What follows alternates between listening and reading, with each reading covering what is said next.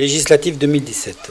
Aujourd'hui, nous sommes avec Renaud Lagrave du Parti Socialiste. Bonjour. Bonjour. Merci d'avoir accepté notre invitation. On va faire un peu plus connaissance, c'est-à-dire Renaud Lagrave, quelqu'un que nous sommes habitués à voir en politique, mais à côté, vous êtes un homme marié, célibataire. Je suis effectivement marié, j'ai deux filles et je suis par ailleurs pas, comme vous venez de le dire, un politicien professionnel puisque j'ai un métier à côté depuis plus de 15 ans. Je suis directeur d'un syndicat informatique, j'ai une quarantaine d'agents qui travaillent avec moi, budget de 4 millions et je fais je dirais un travail qui me plaît beaucoup et qui me permet d'avoir un lien d'ailleurs d'ores et déjà avec les ministères, notamment en termes d'administration électronique, de cybersécurité, des sujets qui sont dans l'actualité. C'est un vrai métier qui me passionne et qui nous a permis d'ailleurs de faire un certain nombre d'avancées dans ce département. Quand vous avez des espaces numériques de travail dans les écoles, c'est l'ALPI que je dirige. Quand c'est un certain nombre de plateformes d'administration électronique, d'archivage électronique, c'est l'ALPI. Quand on parle de sécurité dans les collectivités territoriales en matière d'informatique, c'est nous aussi.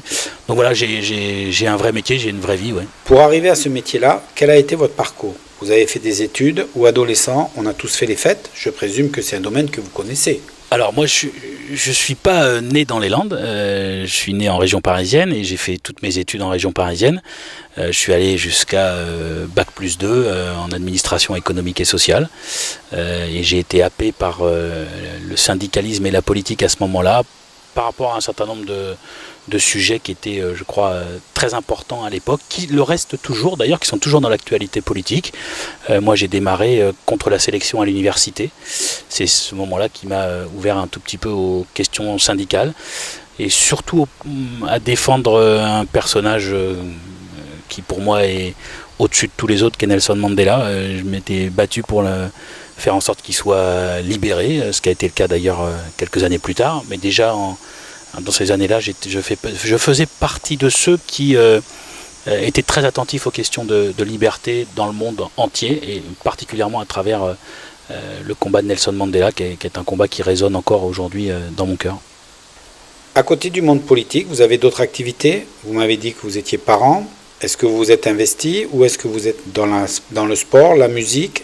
Alors moi je suis un dingue de sport, j'ai joué 15 ans au handball, donc j'ai joué en région parisienne, après j'ai joué à Saint-Pierre-du-Mont et à Mont-de-Marsan, j'ai terminé au Stade Montois, où j'étais à un niveau on va dire correct mais départemental, et je jouais pivot, c'est-à-dire en gros là où on prend les coups, mais c'est là où vraiment il faut avoir de la niaque. J'ai toujours joué à ce poste-là. Ensuite j'ai été effectivement très investi dans les parents d'élèves pendant une quinzaine d'années, de la maternelle finalement jusqu'à la sortie du lycée. Donc ça fait un petit bout de temps avec quelques responsabilités ici ou là. J'ai essayé de relancer quelques points. Et puis je suis membre, pas actif, mais de pas mal d'associations caritatives et puis d'une association l'association départementale du droit à mourir dans la dignité. Du centre d'art contemporain, des associations de ce type-là, des restos du cœur, où je suis pas militant, pas actif, mais adhérent, et c'est des associations auxquelles je tiens, qui sont finalement les moments où peut-être quand j'aurai un peu plus de temps, j'essaierai de passer plus de temps comme bénévole, parce que je pense qu'on n'arrête jamais d'ailleurs d'être bénévole, que ce soit en politique, en syndicalisme, quand on fait de la mutuelle, quand on défend les mutuelles ou quand on défend le monde associatif. En politique, vous y êtes donc rentré très tôt, vous aviez des convictions par rapport à une idée. Qu'est-ce qui fait que tout doucement, on va dériver sur la politique de son pays et qu'on va vouloir s'investir ? C'est les idées.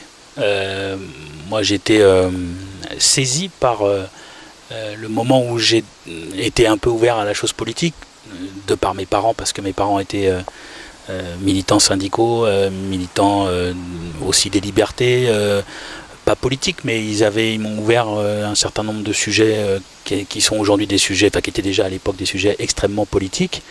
Et donc il faut avoir le goût de défendre les autres, pas de se défendre soi, parce que on n'est pas là pour ça, mais de défendre les autres.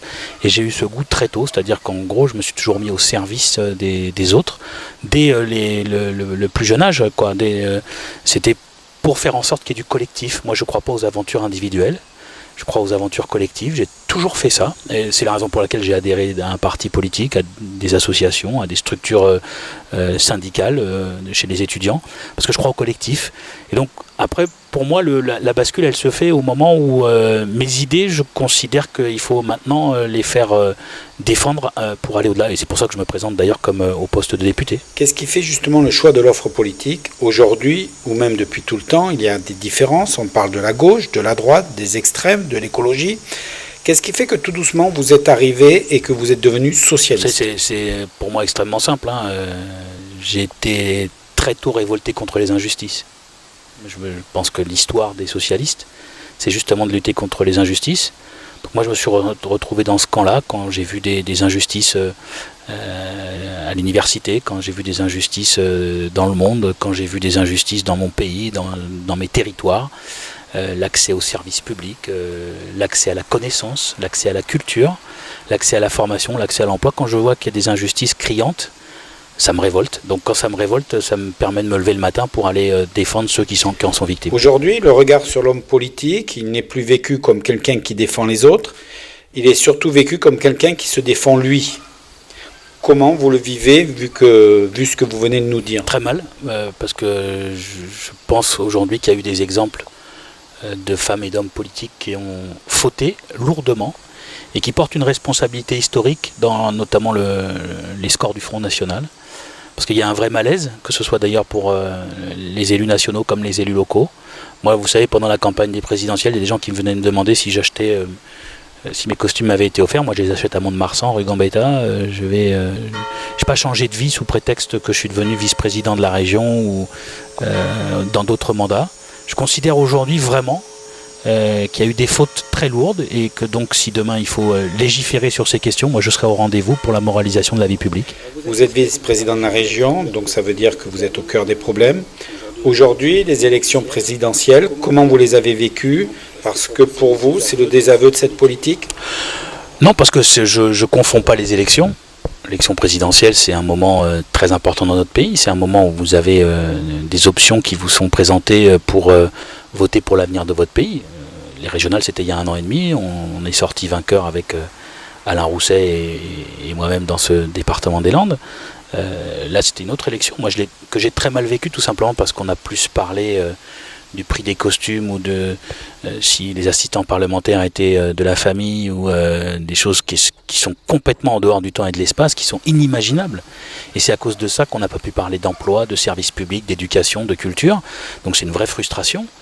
Maintenant, vous savez, les choses sont extrêmement simples. Moi, au soir du premier tour, j'ai pris mes responsabilités en appelant à voter pour le président de la République actuel, parce que j'ai estimé en toute responsabilité qu'il fallait le faire. Les responsables politiques que nous sommes, à quelque niveau que ce soit, on doit prendre nos responsabilités quand la République est en danger face à l'extrême droite.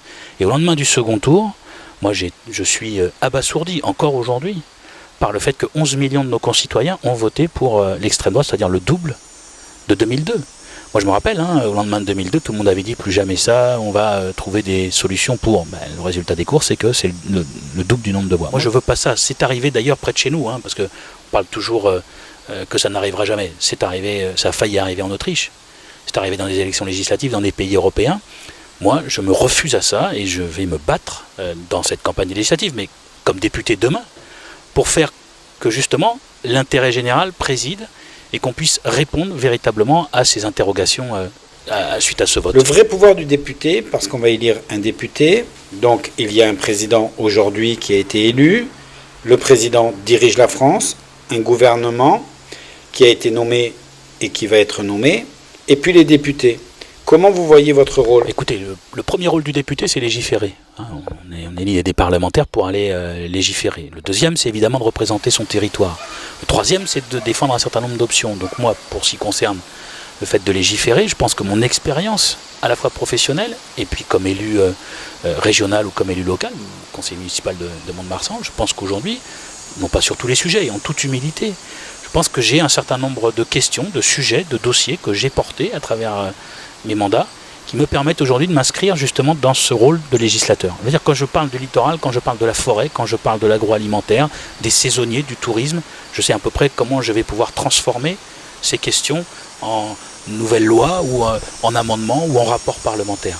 Ensuite, représenter son territoire. Moi, c'est un territoire que je connais. Je ne me suis pas inventé il y a 3 jours, si j'étais candidat, venir au secours d'une victoire, ou bien par défaut, ou bien par devoir. Non, ça fait des mois, pour pas dire plus, que je réfléchis à ce rôle de parlementaire, qui est pour moi une suite, et finalement la suite assez logique du travail que je veux faire et que j'ai fait au niveau local. Donc représenter ce territoire, représenter mon département, représenter cette circonscription, ses richesses, ses potentiels, c'est le littoral, c'est l'Armagnac, c'est la Haute-Lande, c'est l'agglomération montoise. On a énormément de sujets sur lesquels on peut aujourd'hui travailler comme parlementaire. Je m'inscris en tant que socialiste et avec un projet qui est le nôtre, mais aussi avec un certain nombre d'options sur lesquelles je n'irai pas. Je ne serai pas un parlementaire qui supprimera l'ISF, le député qui démantèlera l'éducation nationale. Je ne serai pas non plus le député qui autorisera les ordonnances pour réformer la loi travail ou supprimer le compte pénibilité. C'est des sujets aujourd'hui sur lesquels moi j'estime qu'on a réussi des choses dans ce quinquennat. Il y a eu des choses qui ont été ratées, je le sais pertinemment. Moi je faisais partie de ceux qui étaient contre la loi El Khomri, j'ai même défilé contre. Mais dans la loi El Khomri, il y a le compte personnel d'activité qui est une vraie avancée, c'est la sécurité professionnelle pour les salariés de ce pays. Le compte pénibilité, c'était l'accord sur les retraites. C'était finalement l'esprit dans lequel celles et ceux qui ont des métiers pénibles puissent cotiser 1,5 fois ce que cotisent ceux qui ont des métiers moins pénibles et qui puissent partir à la retraite à 60 ans. Donc ça veut dire qu'aujourd'hui, il y a des options sur lesquelles, moi je suis intimement persuadé, les Landaises et les Landais qui depuis des années et des années nous soutiennent finalement les socialistes, ne sont pas en accord avec ce qui est proposé aujourd'hui. Donc je dois bien évidemment les représenter demain à l'Assemblée nationale. Il n'y a pas longtemps, quelqu'un disait que les Landes représentaient le socialisme et étaient le souffle du socialisme. Vous êtes implanté à la région, vous êtes implanté au département, vous avez un bilan, vous l'assumez complètement, vous demandez aux gens de vous juger sur ce bilan ? Mais écoutez, je confonds encore une fois pas les élections, mais en même temps, tout le monde sait ici, 2 mois après sa disparition, quelles étaient les options dans Emmanuelli, ce qu'il a fait à la tête de ce département. Moi je suis de cette lignée-là, et pas aussi d'Alain Vidalis, qui a énormément travaillé pour que dans l'agglomération montoise par exemple, on sorte des limbes de l'histoire le tribunal. On renforce la base aérienne, plus de 450 personnes qui sont sur cette BA118. Ou bien on travaille sur l'aménagement du territoire, notamment sur les transports à l'avenir. Qui a relancé la DUP de la LGV sur les Landes? C'est bien Alain Vidalis. Moi je fais partie de ceux qui défendent cette infrastructure au sud de Bordeaux pour notre territoire, pour le département de Landes. Bref, tout ça pour vous dire qu'on a effectivement un bilan politique qu'on ne peut pas jeter comme ça aux orties, que personne ne jettera aux orties. Et en plus, à un moment où les 5 parlementaires landais ont décidé qu'il était maintenant le temps du renouvellement. Donc, toutes celles et ceux qui pensent qu'il n'y aurait pas de renouvellement, il y a 5 parlementaires socialistes qui sont en train de se présenter pour renouveler finalement celles et ceux qui nous représenteront au Sénat demain et aujourd'hui à l'Assemblée nationale. Moi, je fais partie de cette génération Lande qui pense qu'aujourd'hui, on doit s'inscrire dans cette fidélité politique, dans cette trajectoire, et en même temps parler d'avenir, parce qu'aujourd'hui, notre souhait, c'est justement de parler d'avenir.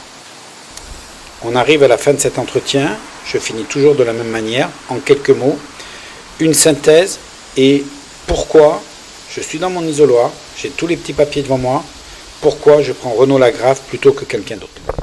Écoutez, d'abord parce que je pense être quelqu'un de déterminé, je suis plutôt connu pour ça, je ne donne pas ma part au chien pour ce qui concerne le travail. Tout le monde sait que je travaillerai comme député, tout le monde sait que je ne changerai pas de vie, que je serai totalement exemplaire.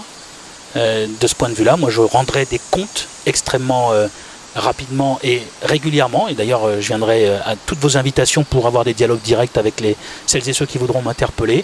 Je suis un adepte des réseaux sociaux, chacun sait me trouver, tout le monde peut, je suis quelqu'un d'abordable et je resterai abordable. Et voter pour moi, c'est voter aussi sur un principe simple, c'est que je pense qu'aujourd'hui, au vu des dernières informations que nous avons, la nomination du Premier ministre, la candidature ici dans cette circonscription de la candidate qui est contre les socialistes depuis 15 ans, qui a été candidate à tout, chacun sait aujourd'hui qu'il faut un député maintenant qui soit opérationnel, qui connaisse cette circonscription, toute cette circonscription, pas uniquement une partie, qui connaisse les problématiques, qui soit un militant finalement de l'emploi et qui soit un militant non pas du passé mais qui soit un militant de l'avenir et qui puisse être dans la fidélité politique qui a été tracée par Henri Emmanuelli dans ce département, par Alain Vidalis dans cette circonscription.